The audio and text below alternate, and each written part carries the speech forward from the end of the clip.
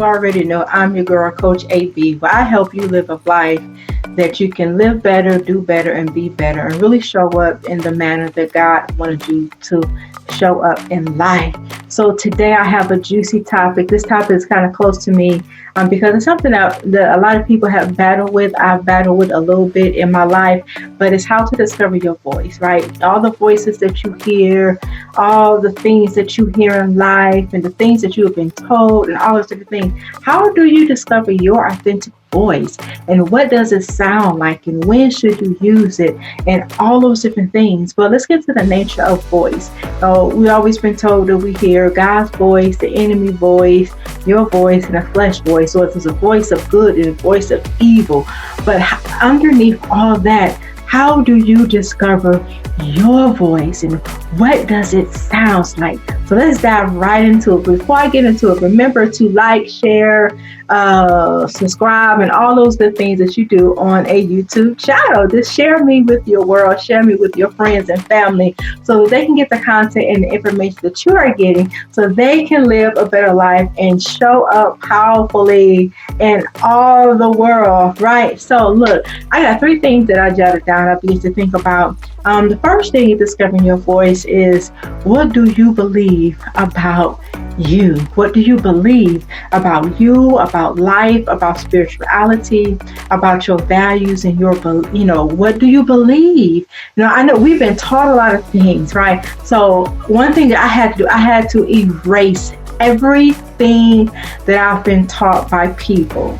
I had to erase what I learned in church, what I learned about the Bible, what I learned about God, what I learned about who I was, the perception that I seen myself, what I learned about parenting, what I learned about being a woman.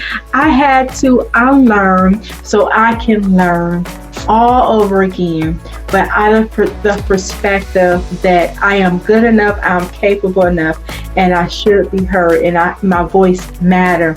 So I had to discover, what do I believe about spirituality? Like, I had to go on a search journey.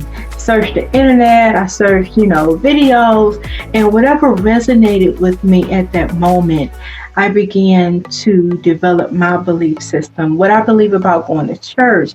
I mean, that was something like, okay, I'm going to pause right there, because that was something that was really big for me, because we were taught if we did not go to church that, we was a backslider. If I did not praise God like you praise God, that I wasn't a praise. If I didn't worship how I seen everybody else worship, then I wasn't a worship. I wasn't called by God. I wasn't chosen by God, that I had to be in the church every time the door is open. So I had to develop, what do I believe? Do I really believe that if I don't go to church, that God does not love me, that I do not have a purpose, that I'm not called to greatness? Do I really believe that I have to get up every morning at 5 o'clock a.m. and I had to pray, and I had to tarry, and I had to do all those different things? What I came to a conclusion was, regardless if I go into a church or not, God still loves me. There is still a call on my life.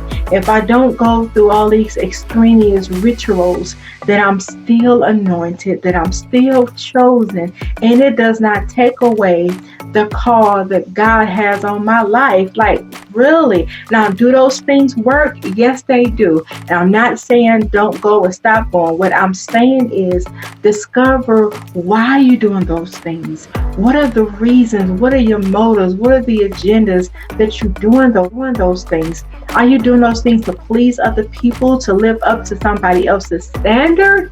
Or are you really going because you really want to please God? You really want to learn. You really want to reach your spiritual potential. Like, what are the reasons that you are doing these things, right? So discovering what I believe about me, my capabilities, what I can do, my gifts, my talents, like, how do I see myself outside the hurt, outside the rejection, outside the pain, outside of my flaws? How do I really see Angela? And if that image is broken, I'm going to speak to myself in a manner that I don't matter, that I'm not significant enough, right? So in finding my voice, I had to get to what I believe. And then the other thing, I had to begin to speak what I believe. knowing that my voice, not verse, my voice does have power. It does have authority.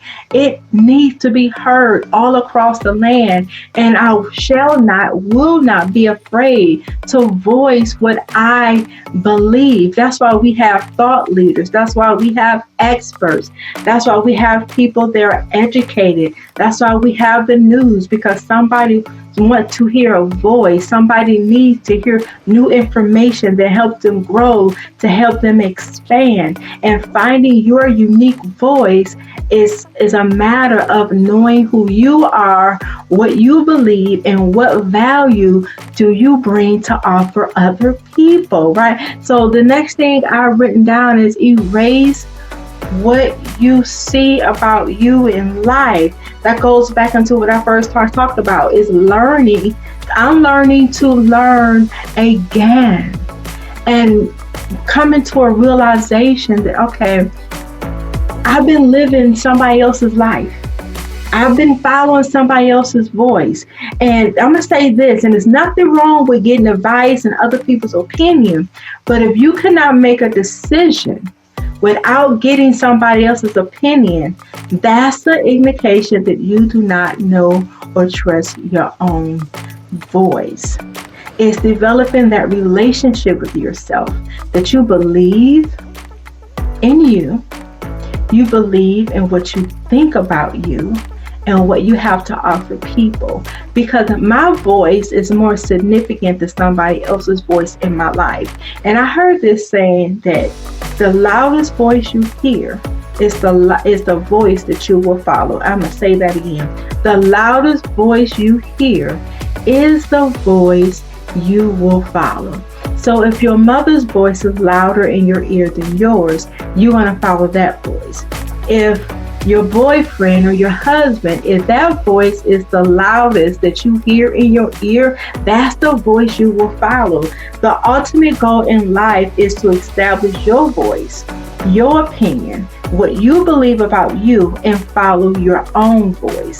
It's getting to that authentic you that you can say, you know what, I trust my voice. I trust the decisions that I make. I trust what I want to do. I trust my values more than I trust somebody else's values.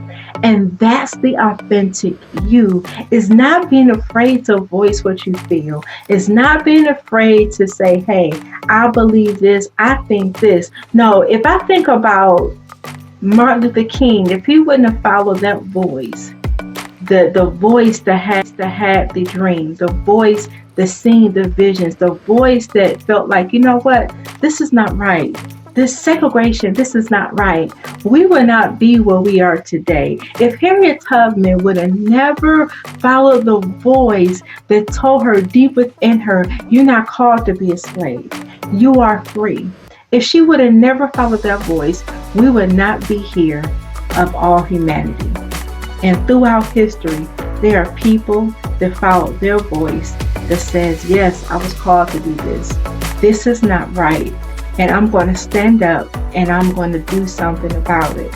So one thing I need you to do is to understand that your voice matters. So if you listen to this, I want you to repeat after me. My voice matters.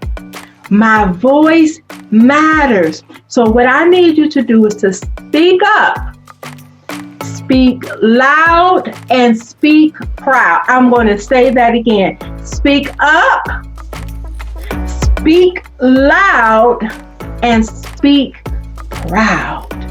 This is what I believe, and I'm not ashamed of it because I know who I am. I know my voice, and I know that my voice matters. So once again, if this video have helped you, please don't forget to like, share, and go ahead and get the notification so that you can stay up on all the topics and the content and the value that I will bring you through this channel. And you already know who I am. I am your girl, A.B. You guys be blessed.